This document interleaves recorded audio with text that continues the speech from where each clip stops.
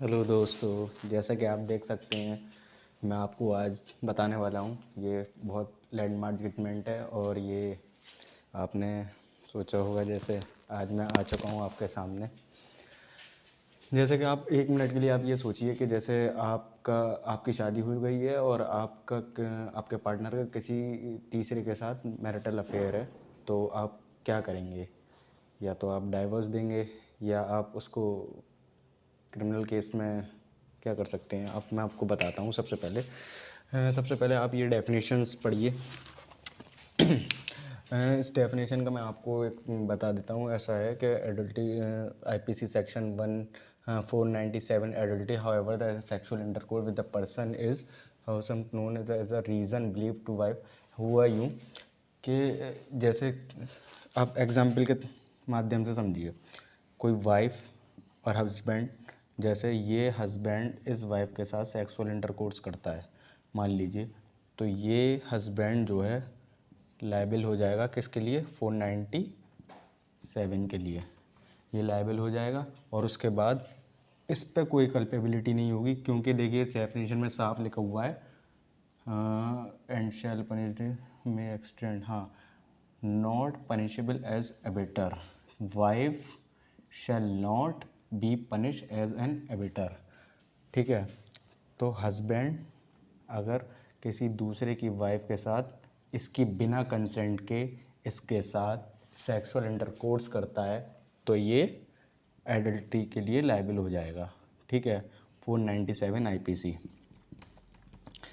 और देखिए एक केस था जो Joseph shine versus union of India 2018 का। अब हुआ उसमें ये था कि जो जोसेफ शाइन थे पिटिशनर, उन्होंने कहा था कि ये जो इसका 497 आईपीसी सेक्शन है, इसको वायलेट कर रहा है किस किस चीज़ को? आर्टिकल 40 को, राइट टू इक्वलिटी को। क्योंकि होता है ना कि खाली हस्बैंड ही लायबिल हो रहा है, तब वाइफ का भी मतलब सेक्सुअल इंटरकोर्स हो रहा है, तो मतलब दोनों की रजामंदी होगी या फिर दोनों की कंसेंट होगी तभी तो सेक्सुअल इंटरकोर्स हो रहा है। अब दूसरी चीज़ ये है कि अब खाली इसी को ही लायबिल कर रहे हैं, तो इसमें क्या हुआ? राइट टू इक्वलिटी को हार्म कर रहा है, मतलब दोनों को एक नज़र से नहीं देखा जा रहा है। दूसरी चीज़ ये है कि आर्टिकल 15 एंड आर्टिकल 21, ठीक है, डिस्क्रिमिनेट कर रहा है किसके बिहाफ पे? सेक्स के बिहाफ पे, कि लड़का लड़की, मतलब वही चीज़ आर्टिकल 15 को और article 21 right to life personal liberty को। ठीक है। उसके बाद हुआ यूँ, अब जो पिटिशनर थे उन्होंने क्या कहा? उन्होंने कहा 497 adultery the provision are arbitrary and discriminatory. ये भेदभाव कर रहा है। तो उसमें जब ये केस एग्जिस्टेंट में था तो कोर्ट में आर्गूमेंट्स हो रहे थे कि इसको डिस्क्रिमिनलाइजेशन करना चाहिए 497 को। Adultery is the protect of the institution of marriage. ये खाली इंस्टीट्यूशन ऑफ मैरिज को प्रोटेक्ट करता है, but violated personal liberty and sexual freedom. Personal liberty को हार्म पहुंचाता है और सेक्सुअल फ्रीडम को। जैसे कोई भी कोई शादी के बंधन में बंधा हुआ है तो वो सेक्स नहीं कर सकती है ना, तो वो इस सेक्सुअल फ्रीडम को मतलब नहीं करेगा।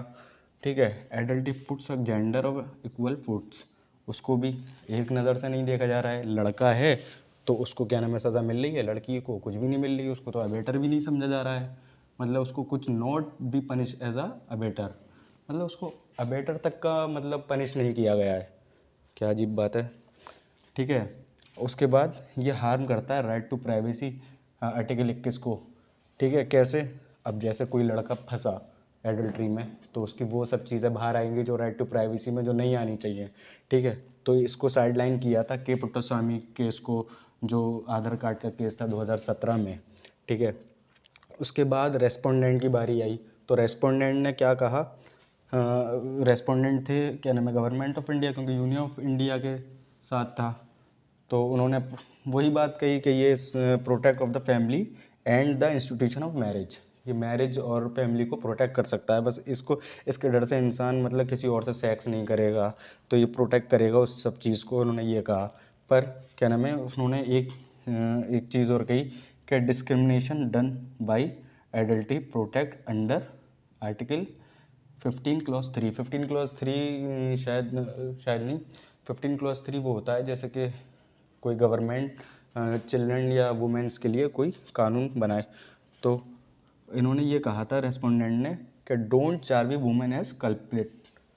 उसको इस तरीके से मत देखो, उसको मतलब डिग्निटी उसकी हार्म होगी अगर तुम इस तरीके से देखोगे, वो एक उसे कल्प्रिट मत करो। जी। तो उसमें जजमेंट आया था ऑन 27 सितंबर 2018 में 5 जजेस की बेंच ने उसको जजमेंट पास किया था, है ना। जिसे डिक्लेयर किया गया था सेक्शन 497 आईपीसी को अनकॉन्स्टिट्यूशनली। पर उससे पहले एक चीज़ और बता दूं, ये 5 हमारे ऑनरेबल जस्टिस थे जिन्होंने अलग अलग अपने स्टेटमेंट दिए थे और सब ने अपनी अपनी बात कही थी। पहले थे Deepak Mishra justice, honourable AM Khanwilkar justice, honourable DY Chandrachud justice, honourable JF Nariman justice, honourable Indu Malhotra justice. जैसे कि इसमें क्या नाम है, जस्टिस DY चंद्रचूड़ साहब ने कहा था section 497 destroy as a women dignity and self respect. ये क्या नाम है, ये जो सेक्शन 497 है आईपीसी का, ये डिग्निटी, वुमेन की डिग्निटी और सेल्फ रिस्पेक्ट को हार्म करता है। और दूसरी चीज़ ये कही थी section 497 offence and sexual freedom women, women की जितनी सेक्सुअल फ्रीडम है उसको क्या नाम है हार्म करता है। और दूसरी चीज़, तीसरी चीज़, a woman lose her voice anatomy of after the entering the marriage and face arbitrariness. उसकी आवाज़ को मतलब छीन लेता है और उसको मैरिज का जितने भी जैसी मैरिज आर्बिट्रेरीनेस हो जाती है और autonomy ensuring the dignified and human existence anatomy, ठीक है। इसको डिग्निटी मतलब वही फ्रीडम छीनता है उससे, यही मतलब घुमा फिरा के वही बात कही है। और पांचवी बात ये कही है 497 deprive the marriage women and the agency of consent, उसकी कंसेंट को नहीं देखा जाता है।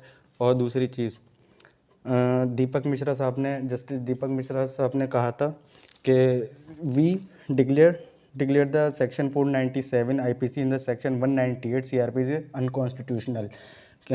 आईपीसी का 497 और सीआरपीसी का 198 दोनों को अनकॉन्स्टिट्यूशनल कर देना चाहिए। 198 आप ऑफेंस अगेंस्ट मैरिज है सीआरपीसी में। It's time to say that the husband is not master of the women. हाँ, हस्बैंड जो है मास्टर नहीं है, मतलब हस्बैंड हर टाइम मास्टर नहीं रहेगा, वुमेन की आज़ादी छिन जाती है इससे, ये इसने मतलब कहने की कोशिश की है। Adultery mid not the cause of a happiness marriage, it is a result of unhappy marriage. मतलब एडल्ट्री कब होता है, जब शादी अनहैप्पी हो या फिर स्पाउस उसको इन्जॉय ना कर रहा हो, तभी तो अनहैप्पी मैरिज की वजह से नहीं, अनहैप्पी मैरिज, ठीक है। Adultery can be ground for divorce but not a criminal offence.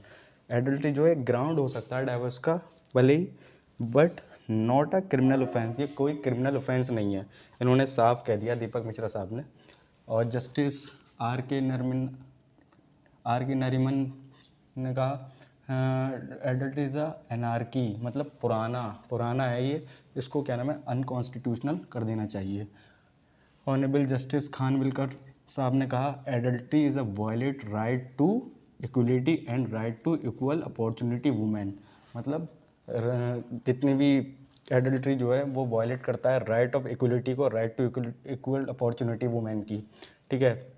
उसके बाद जस्टिस ऑनरेबल इंदु मल्होत्रा ने कहा कि वो section 497 IPC ensure clearly violation of fundamental rights grant in the constitution, no justification for the constitution of adultery. Okay, तो सभी चीज़ मैंने बता दी है। फाइनली जाकर ये हुआ कि सुप्रीम कोर्ट ने ये वर्डिक्ट दिया कि 497 आईपीसी डिक्लेयर हो गया unconstitutional. Section is not offence only the ground of divorce. Okay, तो फ्रेंड लाइक एंड शेयर करें एंड घंटा दबाएं।